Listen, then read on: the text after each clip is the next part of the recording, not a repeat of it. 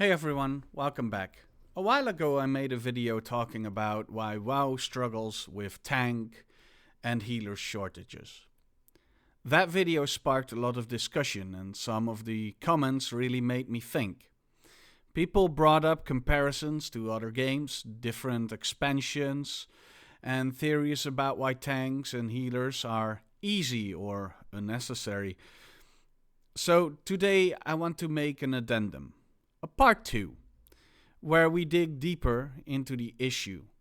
Compare WoW to Final Fantasy XIV, A Realm Reborn, and address some of the points people raised in the comments. We've all seen it. Every time you queue for dungeons or raids, tanks and healers are harder to find than DPS.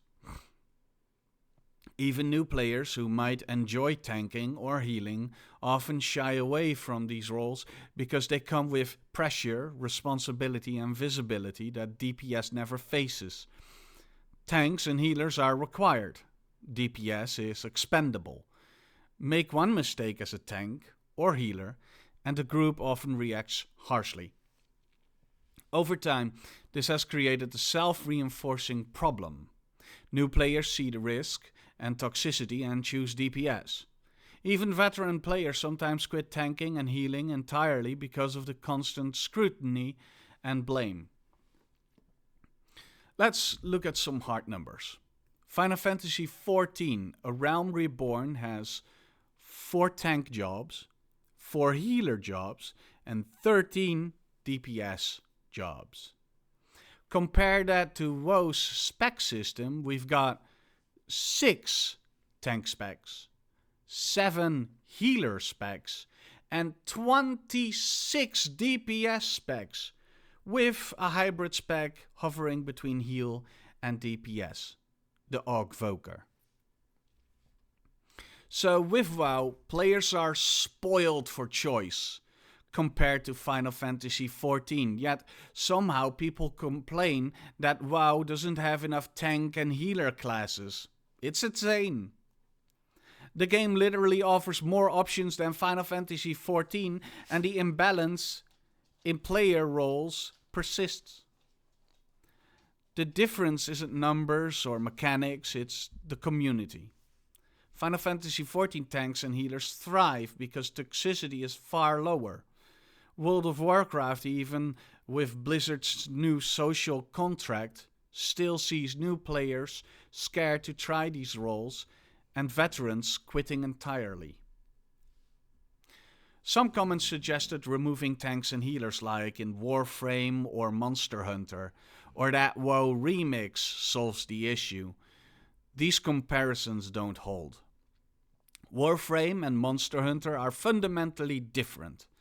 They're designed around full DPS gameplay.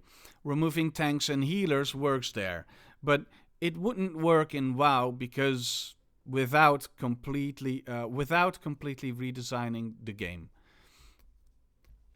WoW Remix may seem easier, but players quickly become overpowered relative to the content. Tanks and healers become mostly irrelevant. That doesn't reflect retail WoW. It makes the comparison meaningless. So what can we conclude? Tanks and healers exist for a reason. They're required roles that maintain group balance. The imbalance we see in WoW isn't about DPS, popularity or class numbers. The same trinity works in Final Fantasy XIV just fine. The real culprit is toxicity and community behavior. Even with Blizzard's social contract, veteran tanks and healers still leave. And new players are scared to try these roles. DPS dominates because the environment is hostile to anyone willing to take responsibility. So the next time someone tells you tanks and healers are easy or just remove the roles, remember, it's not about difficulty, it's about how players are treated. This is why I felt the need to make a part 2 of my original video. The discussion in the comments made it clear that this topic deserves a deeper look. If you enjoyed this video and want more discussion about WoW design, tanking, healing, and community culture, make sure to like, subscribe, and hit the bell. And drop your experiences in the comments. Have you stayed in these roles, or did toxicity push you away? I want to hear your stories. Thanks for watching, and I'll see you in the next one. Bye bye.